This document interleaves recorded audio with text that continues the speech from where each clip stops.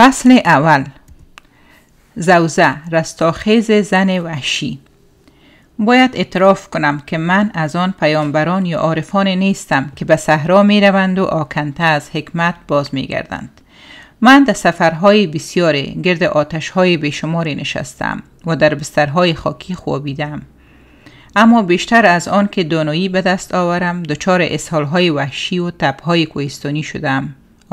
چنین است سرنوشت یک عارف طبقه متوسط با روده های حساس.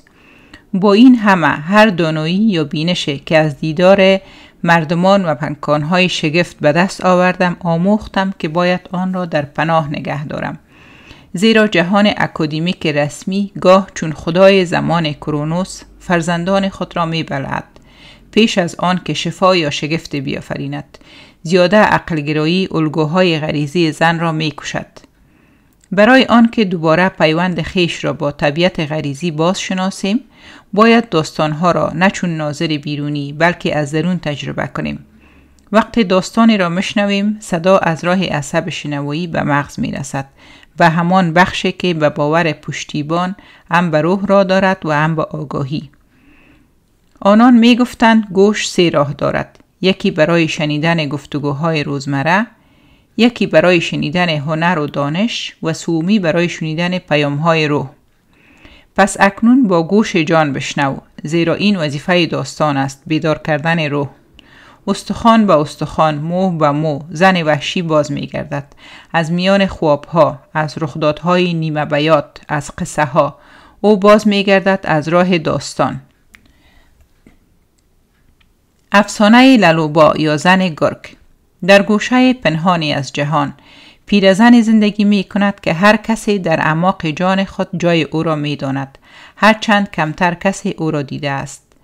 چون داستانهای کهن اروپای شرقی او در انتظار گمگشتگان و جویندگان نشسته است تا به سویش آیند. او زنی است خاموش و محتاط، پرمو، فربه و از همنشینی پرهیز. گاهی چون زاغ می خندد، گاهی چون گرگ زوزه می کشد. صدایش بیشتر حیوانی است تا انسانی. می گویند او در دامنه های سنگی سرزمین تاروهومارا در مکزیک خانه دارد. یا شاید بیرون فینیکس در گور خشک مدفون است. شاید هم او را در جاده میان آلپاسو و موریلا دیده باشی، سوار بر کامیونی که شیشه عقبش شکسته، یا در بازارهای اوهاکا با باری از چوبهای آتش زده بر پشت. نامهای بسیاری دارد. لاو سهره، زن استخوان، لا تراپرا، گرد آورنده و بیش از همه لالوبا یا زن گرگ. کار یگانه او گرد آوری استخوان هاست. او استخوانهای هر آنچه را در خطر نابودی است می جوید و نگه می دارد. غارش پر است از استخوان مار، کلاغ، آهو، اما آنچه بیش از همه می جوید استخوان گرگ هاست. او در کوهها و بسترهای خشک رودخانه می خزد، جستجو می کند تا زمانی که پیکر کامل گرگی را از استخوانا باز سازد. وقتی اسکلت کامل شد، زن کنار آتش می نشیند، می اندیشد که چه ترانه‌ای باید بخواند. و چون آگاه می شود می ایستد، دستها را بالا می برد و آواز می خواند. با آواز او دنده ها و پاها گوشت می گیرند، پوست و پشم می رویند. دم گرگ پیچ می خورد و جان می گیرد. او می خواند و گرگ نفس می کشد. او باز می خواند و زمین می لرزد و ناگاه گرگ چشمانش را می گشاید، بر می خیزد و می دود به سوی دشت و نور. و در دویدن در لحظه از نور ماه یا درخشش خورشید گرگ بدل به زن خندان می شود که آزادانه تا افق می دود. می گویند اگر روزی در بیابان گم شوی در گرگومیش غروب و زن پر رمز تو را بخواند خوشبختی، زیرا شاید لالوبا از تو خوشش آمده است و چیزی از راز جانت را نشانت دهد. همه ما در آغاز چون دسته استخوان پراگنده در بیابانیم. کار ما بازگرداندن این پاره هاست. کار لالوبا بازسازی روح نابود شده است. داستان رستاخیز.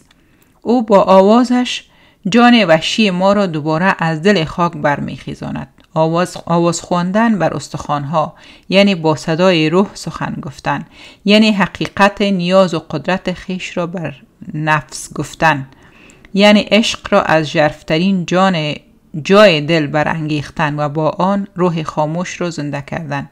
این کار است که باید در تنهایی صحرای درون انجام شود، نه با تمنا از دیگری، بلکه با بازگشت به سرچشمه خیش. زن کهن، آن که می داند. در زبان نمادین روان، پیرزن یکی از کهن‌ترین چهره‌های آرکیتایپی است، مانند مادر بزرگ، کودک الهی، دلقک یا جادوگر. اما چهره چون لالوبا چیز بیش از همه این هاست. او ریشه تمام نظام غریزی است. در جنوب غرب به او می گویند لا سبا، آن که می داند. روز زن از کوههای نیو مکسیکو به من گفت لا سبا همه چیز را درباره زنان می داند، زیرا آنان را از چین کف پایش آفرید. از همین رو زنان از پوست حس زمین ساخته شدند، از جایی که همه چیز را حس می کند. این روایت را زنی از قبیله کیچه نیز تایید کرد. او گفت نخستین بار در 20 سالگیش کفش پوشیده و هنوز احساس می کند که با چشمای بسته راه می رود، چون کف پایش نمی تواند زمین را ببیند. زن پیر کهن، همان یکی که می داند، در درون ما زندگی می کند. او در عمیق‌ترین لایه های روح زن، در جایی که روان غریزی زنده است، خانه دارد. آنجاست که روح زن و روح گرگ با هم می آمیزند، یعنی جای میان ذهن و غریزه، جایی که زندگی درونی زندگی بیرونی را تغذیه می کند. آنجا که من و او همدیگر را می بوسند، آنجا که زنان با گرگ ها می دوند. میان جهان عقل و جهان اسطوره، این زن چون استخوانی است که دو جهان بر آن می چرخند. آن سرزمین میان جهانها جای رازناک است، جایی که از آن همه چیز زاده می شود: ایمان، شفا، شعر، رویا. در آن سرزمین روح زن وحشی ریشه دارد.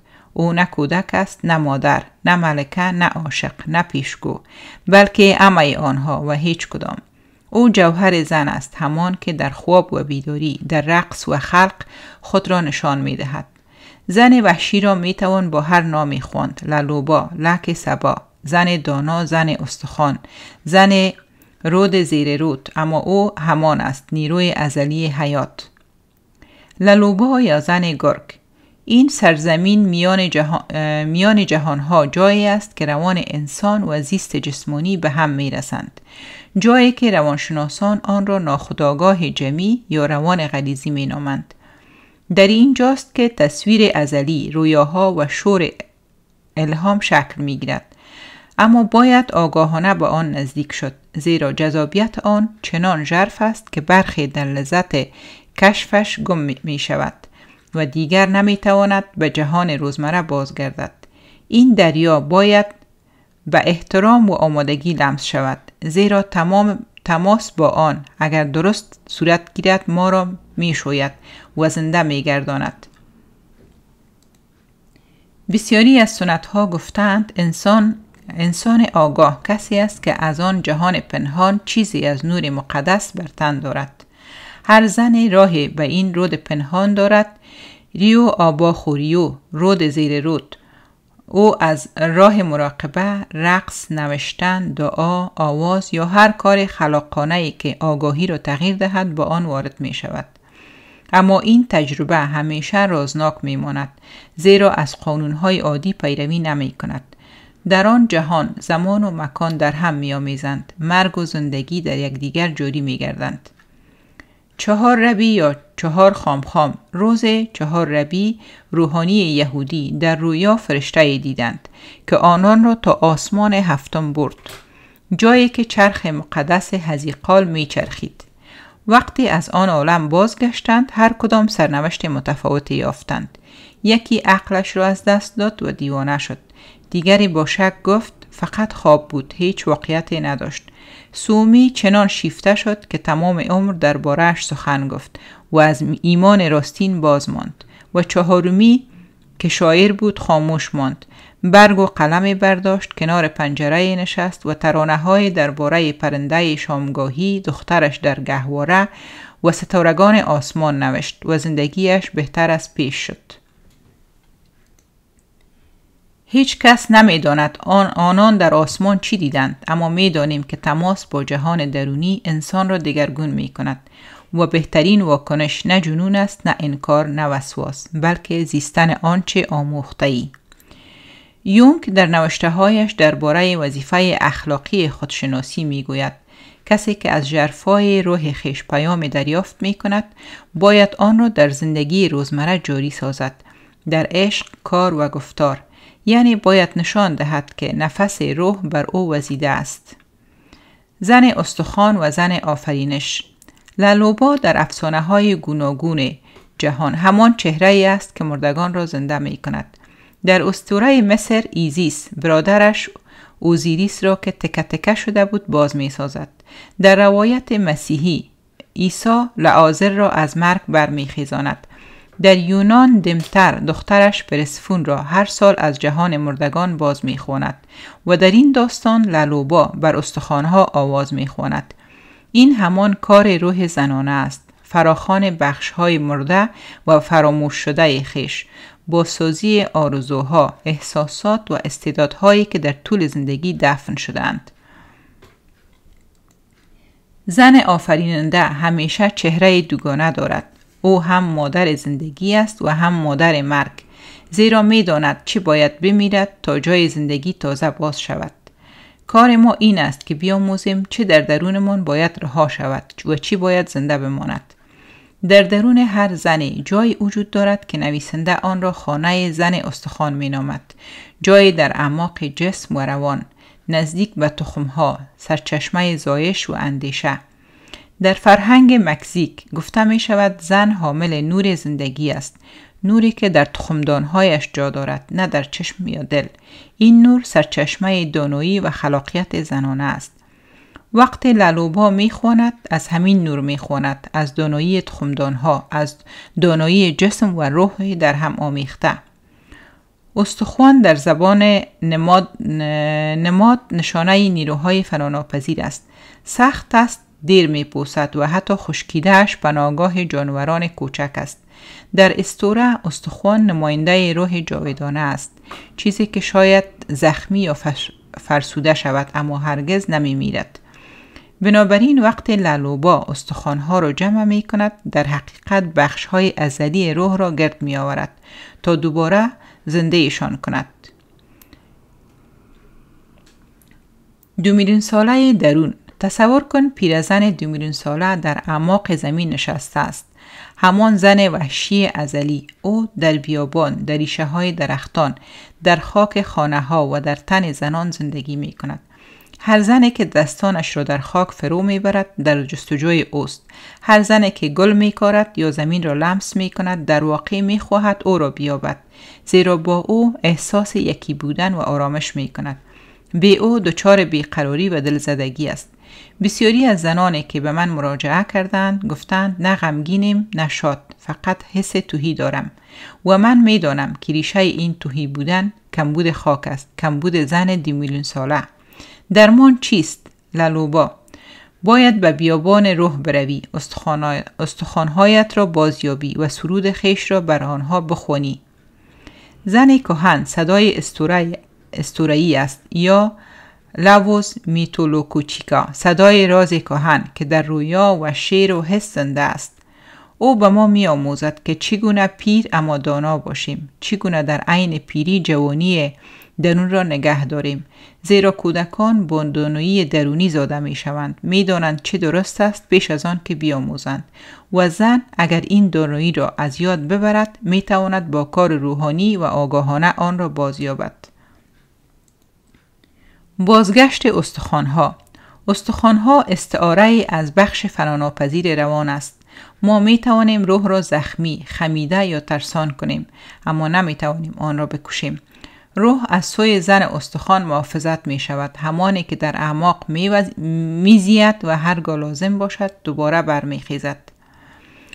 گرگ در داستان نماد روح وحشی زن است. همان بخش آزادی خواه و غریزه‌ای که هرگز تسلیم فرهنگ مرد سالار نمی شود.